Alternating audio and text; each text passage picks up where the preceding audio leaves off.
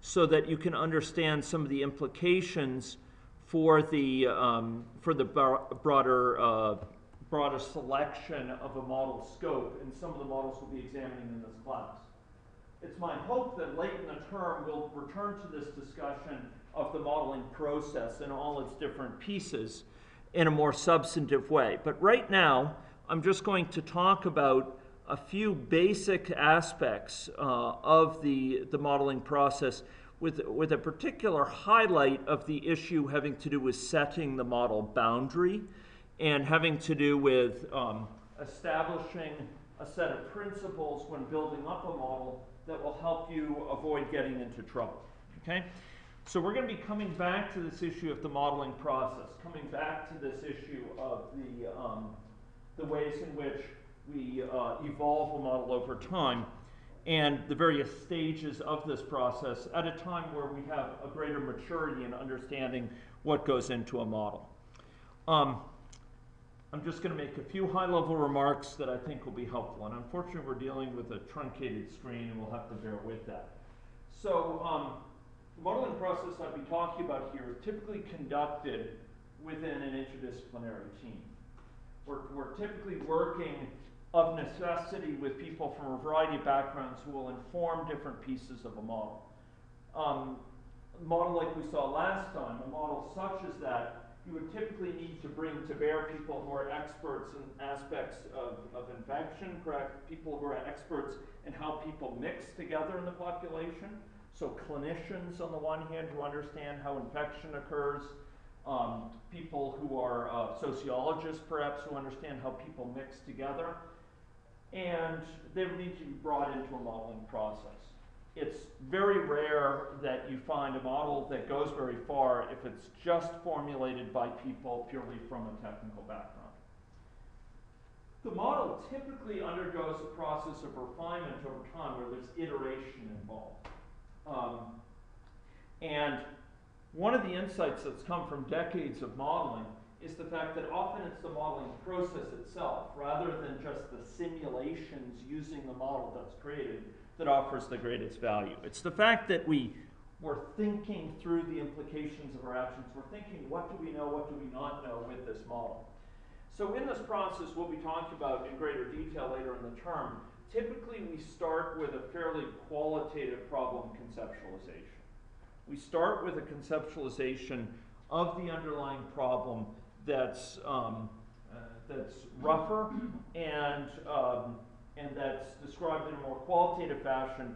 And typically we do so not just because it's an easier place for us to start technically, but because it allows diverse stakeholders, people from all different backgrounds, to examine the model and give input in it as to what it needs to contain. We then go through a series of steps where we successively refine that description. We successively add detail, increase quantitative. So we map it out in a rough way. We identify its boundaries, its scope in this early stage. We sort of map it out. We draw it out in a visual way. We'll be seeing some more of this today with respect to system dynamics methods in particular.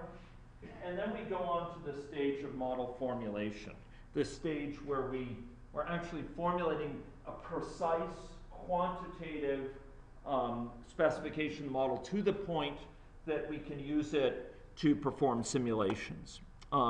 Excuse me, I'm just going to try to adjust one thing here, which I was hoping might help with some of this recording here. Aha. There we go. So that's much better audio. I'm sorry? No, we can't, unfortunately. This room is not equipped yet, believe it or not, to allow us to display on the screens. It's one of the major points of this room, but unfortunately they don't have that in place yet. So this model formulation stage, we're actually making the model, getting the model to the point where it can actually be simulated. So when we think about a model, it's a simplified depiction of the world that depicts in some sense an abstraction of how the world works. And then we go through a process of simulation starting in the model formulation stage, where we're taking that model and we're examining its dynamic implications by running it, by executing it. For those from computer science background, those will be familiar terms. for those with the rest of the background, it involves going through over time, sometimes in a step-by-step fashion, or at least going from event to event, and understanding the behavior over time of that model by simulating the population as it changes over the course of time. This model formulation stage then provides the basis for subsequent stages that build atop it. For example, calibrating the model, matching it up against data. We'll be spending some significant time on that in this class. Testing the model in various ways, making sure that its units are consistent, making sure it works well under various extreme assumptions, making sure that it's consistent with data that wasn't used to build it in a process known as cross-validation. And then we go on to a stage of policy evaluation, where we're typically making use of the model to inform our substantive questions. What should we do? Okay. Now, one of the key points that I wanted to emphasize from this particular area of the lecture is this fact of incremental model development. Ladies and gentlemen, I would be hard-pressed to identify any other principle concerning model development that's more important than this one. There's ones that compete in importance, but this is perhaps the most important. When you're building a model, do so in a step-by-step fashion that adds to the complexities in an incremental way. You may be anticipating, you may need to answer your research questions, a quite sophisticated model, a model that includes many pieces, many germane factors. You're just talking with folks from the Ministry of Justice about some of the issues they face in communities within Saskatchewan associated with offenses, violent offenses by individuals. And to really understand that and understand it well, there's a variety of types of understanding that have to be brought to bear, crossing the lines from social work to issues having to do with education, issues having to do with the way the criminal justice system works, issues having to do with family makeup and breakup and a wide variety of issues. And it may be that to answer your particular research questions, you need a sophisticated model. Not always, but it may be. But if you're to arrive at, if you need a sophisticated model, even then you should do so by building it up in a step-by-step fashion. Those of you from computer science background will be familiar with this notion of incremental program delivery, incremental delivery of software. How many people in here are currently in 370? Okay, just a few, because of the conflict in class time, I imagine. Those of you who aren't and from computer science background, I encourage you to think about taking 370, 371. And one of the things to which it will expose you is this notion of building up a program in a piece-by-piece fashion. But in modeling, there's even more of a need to do so. We have all the reasons, the basic reasons we do that in program development. We can more easily debug the program if something goes wrong. We can better understand sort of the change that was made and potentially refactor it and improve its quality when we add it in. We have a chance to get input from when people see the program, they can give input as to how it evolves. We always have a program that has some functionality in it. It's not something that's just going to wait for a year out or 2 years out. There's lots of reasons for building up programs in incremental ways, but with models it's especially key for two big reasons, I'll cite. One, sometimes we see surprising things from our model. We saw it last time, things that we didn't necessarily anticipate ahead of time. Maybe there was no outbreak at all. It was a big yellow screen with one dot indicating a recovered person. Sometimes we see things that we don't anticipate. And then the question becomes, is it an emergent property or is it a defect in our model? Did we build the right model and we saw something emergent that's really interesting, or did we flub up in our implementation of the model and we see something that's nothing more than a consequence of a mistake. To determine those things, it's much easier if we've only changed a few things. We've only modified a very small piece. Second of all, we'll learn more readily from the model. We'll see what behavior occurs as a result of this small change we've made.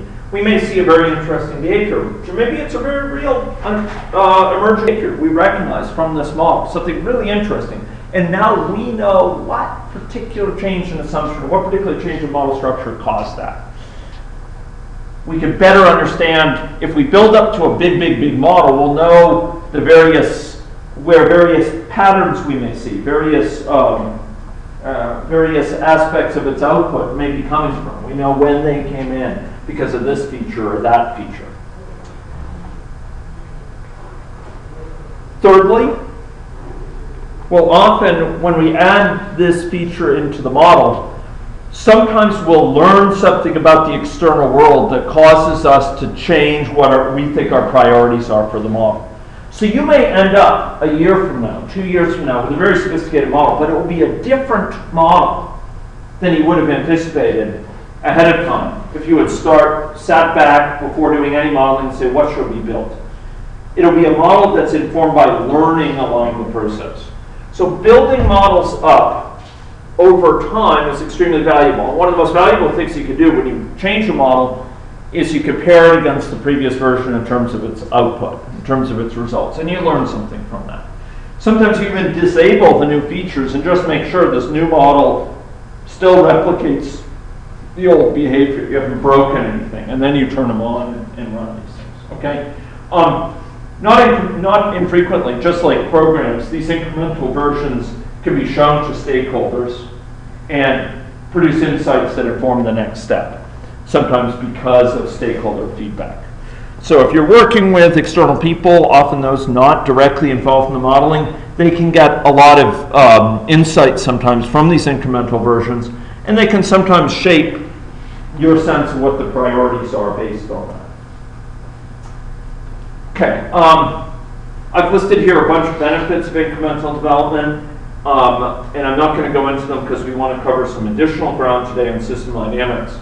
But I've mentioned many of these. Some of them, like the ability to do time boxing, are things we have in common with software development, incremental software development. You could say, you know, we're going to do enough, add enough into the model that it can be done within a month's time or 2-week time period or what have you.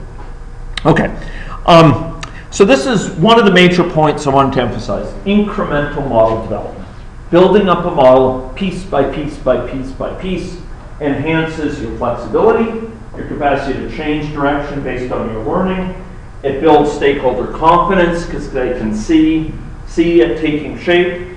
It builds up understanding of why it behaves the way it does, and it reduces the chance you will have introduced a bug into the model. Okay? Does that make sense to people? Any questions about that? We'll be applying this a little bit in the course of the semester. Those of you who are undertaking projects, and I posted a set of projects that people might be interested in to the website. Those of you who are interested in pursuing them, I'll be helping to guide you in that process, and I'll be encouraging exactly this process. It's a central process. It's a testable and examinable process. Okay? Okay, so take note.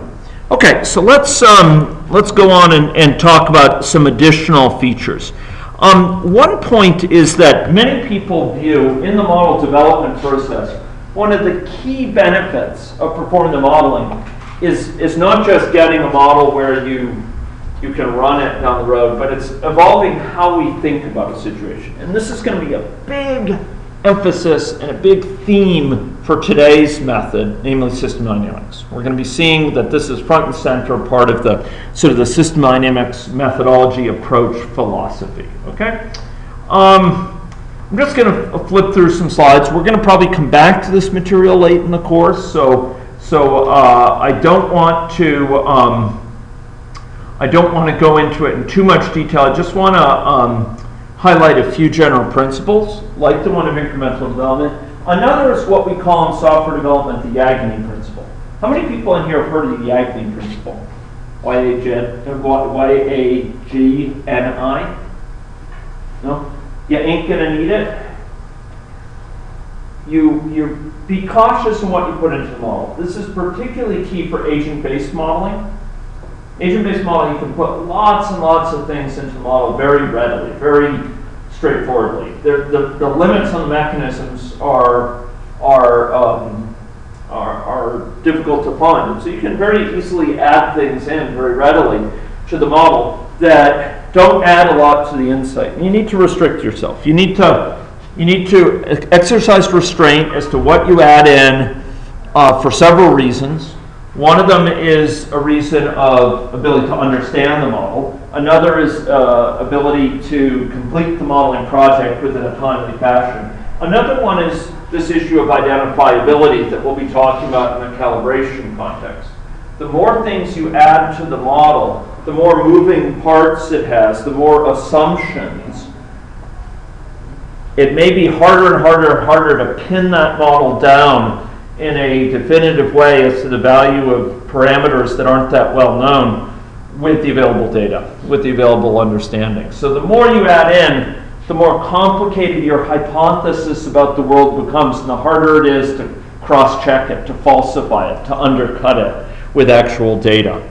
So this principle, the Agony Principle, will come up again in an important way at several points in the course, including its implications for calibration. Okay, I want to talk, though, about a key component of this. And these slides will be on the website, and I apologize again for their truncation here. I'm pining for the point where we have this projector we can use here. A key point in building up models of this sort is to focus on causal pathways involved. These are fancy terms. Let me talk about, try to unpack it into more colloquial terms. These models, I argued last time, represent dynamic hypotheses about the world. Again, fancy term. What I mean is, it represents some hypothesis about the way the world is or could be in terms of how it works. What influences what changes what in the world. It's kind of an abstraction of the world that tries to represent how things work in the world. So you can capture the effects of counterfactual situations. Situations where you change something in a way that maybe has never been observed before, and you are interested in understanding how it ripples through and changes things you care about. So maybe you simulate an intervention, a policy that's never been in place before, for example. And you want to see how would it change things. How would the world be if, you know, if there were an extra bridge in Saskatoon over to the Saskatoon side from Newtana, which is only accessible to bikes? How would that change traffic patterns? That might be an example question you bring to bear. So you're trying to depict here, in order to ask that sort of counterfactual question, we may be asking questions about a situation that's never directly been observed before. We may not have data about what would happen because there's never been a situation where we've been able to observe it. And so here, to be able to shed light on this, we're trying to build up a model that captures the causal relationships, how A affects B. The model is no more perfect than our understanding of the situation, but allows us to understand the implications of our assumptions much more consistently than our brain does. So we can imagine things with the model, describe them, and precisely understand their consequences in a way we can't if we just muse about a situation, just sit back and think about it. So we use the model to sort of consider a hypothesis about the way the world might operate and to simulate it out. So to run these what-if scenarios. So to depict this, we have to depict what depends on what influences what changes what. So an example here would be that we work on with partners at Columbia University involves the impact of housing relocation from a low-income neighborhood to a mixed-income neighborhood on things like obesity, crime involvement, and graduation rates. And if you are interested in that sort of situation, you'll find that there's many pathways of effects. And unfortunately, these are the outcomes here are not well captured on the screen space available. But it turns out that this move of a family from a low-income neighborhood to a higher-income neighborhood ends up affecting many things about them. The availability of good quality food for them. Now they don't have to go to a convenience store or have a long trek across town for a grocery store. They have ready access to a grocery store. They can walk more easily in the neighborhood. There's greater perceived safety. There's greater amount of recreational space, parks and ball courts, etc. And these things ripple through to various intermediate factors like physical activity, sedentary behavior, the amount of time they spend at home, healthiness of diet, which in turn ripple through to various health outcomes, various consequences in terms of things we care about. Things like obesity levels, risk of participation in criminal activity here, and high school graduation rates. And it turns out that there's a lot of information about particular linkages here. There's a lot of information about where studies have examined the impact of changing the walkability of a neighborhood and how it impacts sedentary behavior or physical activity. And a model can work to capture those linkages, those relationships in it in a way that puts it all under one roof. It has all these different relationships such that we might be able to then simulate if you simultaneously change 3 of these, how would it ripple through to this end product? I'm simplifying the situation some, but the general idea is here, we're depicting often impacts on things which a given study might not directly measure. Previous studies might have, but a given study that we're working with might have only measured these things over here, but we're positing these intermediate influences or these intermediate causal chains that operates through these latent variables, these variables that aren't directly examined, that are things that are hard to measure directly, hard to observe, sometimes not directly observable at all. Sometimes just may be very expensive to observe. So a model a model serves as a tool for depicting causal pathways and to then see the implications of our hypotheses on the outcomes in various what-if situations. Okay?